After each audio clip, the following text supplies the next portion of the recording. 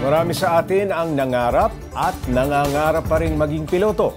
Mas abot kaya na raw yan sa isang cafe sa Pasay, kung saan mararanasan mo sa isang simulation ang pagpapalipad ng eroplano. Para bigyan ng mukha ang balita, Mobile Journal Merymon Reyes.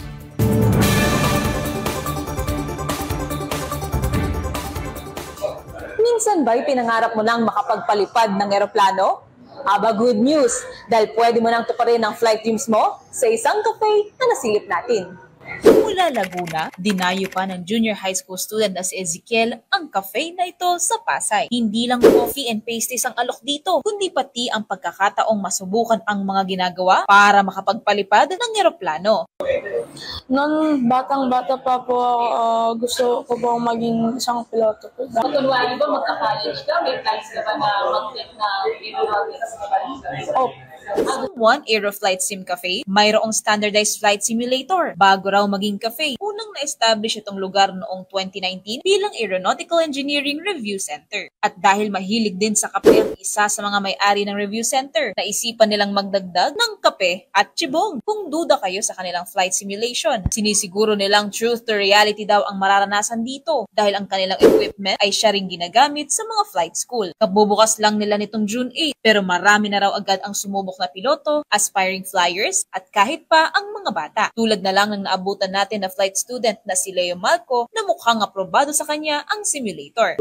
Kasi may simulator time ako sa school. So sabi ko parang gusto ko mag-review muna dito bago gawin sa amin. Yung actual na ginamit, may pagkakalintulan din naman siya dun sa sim na ginagamit sa iba. Yung familiarization mo sa instruments, nandun na. At Sa halagang 750 hanggang 1,500 kada oras, may free coffee or pastry ka na, maaari mo pang matutunan ang basics hanggang sa intermediate fundamentals ng paglipad ng eroplano. Siyempre, sinubukan din natin ito. Magtuturo ko sa iyo yung sa Cessna 170 kung paano tayo i-take off and maggagawa tayo ng mga maneuvers, basic aircraft instruments, namely airspeed indicator, attitude indicator, green means go, yellow means caution, red means stop. We use the yellow arc kapag hindi matagtag or calm yung hangin. Flaps operating range yung puti. Para sa lalaglag, hila konti para naman.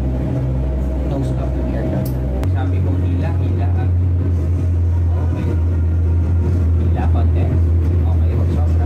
Good. Hila. Okay. Hila pa. Okay, putulanan na center line. Okay. That is how you land an aircraft. Okay, ang galing. Ito na, nakapag-landing tayo. Buhay! Isa raw sa advocacy ng cafe, ang mailapit ang matayog na pangarap ng pagpapalipad sa kahit na sinong tao. we aim to bridge the gap kasi di ba may thinking na kapag flight simulator or kapag pagiging piloto, mahal, mahirap, hindi siya ma-reach. So parang kami, we aim na i-bridge yung gap na so that we can showcase it to everyone na hindi siya limited lang sa mga may pera. Business plus passion, the possibilities are endless daw. May business ka na, nakatulong ka pa sa experience ng iba. Mobile Journal Merymon Reyes po, hatid ang mukha ng balita. Kumustahin natin ang kanyang flight simulation experience. Kasama natin ngayon si Mobile Journal Flight Captain Merymon Reyes. Pops J. Ano pakiramdam nung magpalipad ng eroplano dyan sa simulation na setup na yan? Para siyang healing ng inner child. Kasi bata pa lang talaga ako, Pops J. Isa na sa pangarap ko maging piloto talaga. So very striking yung interest ko nung nakita ko to. So nung the moment na matatry ko na yung simulator, parang okay, mukhang baka mabuhay ulit yung pangarap natin na maging piloto in the future. Malapit sa katotohanan, ha? Malapit Nung sinubukan sa katotohanan, Pops J. Ano pakiramdam para talagang lumilipad? Yes, and kasi nung tinanong natin yung student pilots na nandoon, yung sensitivity kasi nung equipment, ng instruments, almost yun na rin daw talaga. Yes, Pops J. So, kung parang nga dun sa walang kaalam, gusto lang masubukan ito, yun na yun. Exciting yan para Totoo, sa kanya. Pops J. Konting galaw mo lang, umuusog-usog na agad yung simulator. Doon sa mga nakausap mo dyan sa cafe na yan, no, sa mga customers, sulit naman ba yung kanilang binabayad na 750 to 1,500 pesos?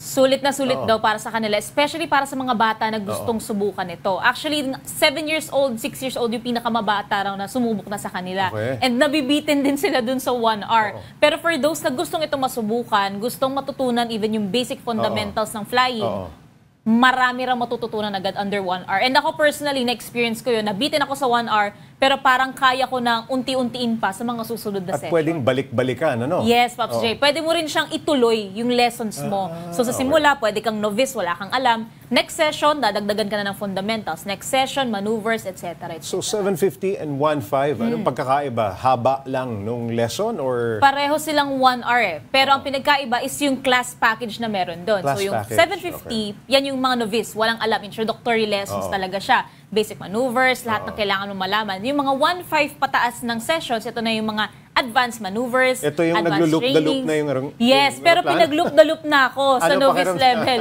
So, na-perfect ko yung isang circular na maneuver na ginawa ko. Pero yung medyo nung naiba na, medyo kuba-kuba na. So, Kaso madediretso walang naman. G-force ito, eh. No? Wala naman, Wala. Pops J. Okay, plano rin daw nilang magbigay ng certification. Yes, Pops J. And ang maganda kasi dyan, ngayon meron ng gano'n na certification na na-complete nila yung mga session. Pero nung tinanong natin na may mas malalim na po ba kayong plano dito? Oo daw. Kumbaga, yung certification, inaaral nila kung paano nila madadagdag ng parang credential yung mga makakapagtapos ng sessions dito para sa mga flight schools. Hindi naman yung parang pagka nakapag-flight simulation ka, pwede ka na magpalipad ng aeroplano. Hindi pa naman, Pops J. Hindi Pero ganun, pwede raw yun maging suporta sa mga flight Sa schools na studies mo. papasukin nila. Okay. Yun yung inaaral. Pwede ba walk-in? Pwede walk-in o kinakailangan magpa-schedule? Kailangan na magpa-schedule Eh, kasi mukhang konti puno lamang. agad. Konti Pero lamang yung punong-puno simulation. na agad ang schedule nila per day. Kaya dapat sa mga may gustong pumunta, mag-book na in advance para ma-check kung alang oras ba sa araw na gusto nyo ang available pang slot. Eh, yung branches, will this be limited to just one branch sa Pasay o balak nila magdagdag? Dahil sabi mo nga, ngayon punong-puno na. Yun nga, Pops Oo. J. Bagong-bago pa lang kasi itong branch na to, June 8 sila nagbukas. Oo. Tinitingnan na rin nila kung saan pa pwedeng magbukas ng branches para nga naman daw mas maging accessible. Kasi yung mga naabutan natin nanggaling pa ng Laguna. Dumayo pa. Dumayo pa Oo, sila oo. ng Pasay para lang masubukan ito. So they're trying to check kung saang locations pa yung strategic para nga may maka-experience pa nung simulator na yun. Oo. Give us an idea dun sa simulation na na sinusubukan mo, no? Ano yun? Naka-design ba yan sa totoong flight path? Yes, Pops J. Oo. Kasi yung pinaka-ginagamit nila doon, yun yung ginagamit sa flight schools. Kumbaga parang virtual mapping Yun ng Pilipinas. ang naka-upload doon. Yes, yun yung ginagamit nila. Yung software na yun, yun mismo yung ginagamit sa flight school. So yung mga isla sa Pilipinas, sa Visayas, makikita mo, yung mga bundok, lahat yun, Galing. accurate siya. Oo, So oo. you're flying through Manila, you're flying through Visayas, Mindanao, Luzon. And yung nagtuturo sa'yo ay certified flight instructor Yes, talaga. captain. Hindi ito parang barista lang. Pucho-pucho. Hindi, Pops J. Lahat sila, mga aeronautical engineers sila. Lisensyado lahat. Lisensyado sila Galing. lahat, mga kapitan. Eh, pwede ka ba magkape habang nagpapalipad na aeroplano? Pwede, Pops J. Pwede. Perfect na perfect. Okay, masubukan nga yan. Maraming salamat, Mobile Journal. Mary Mon Reyes.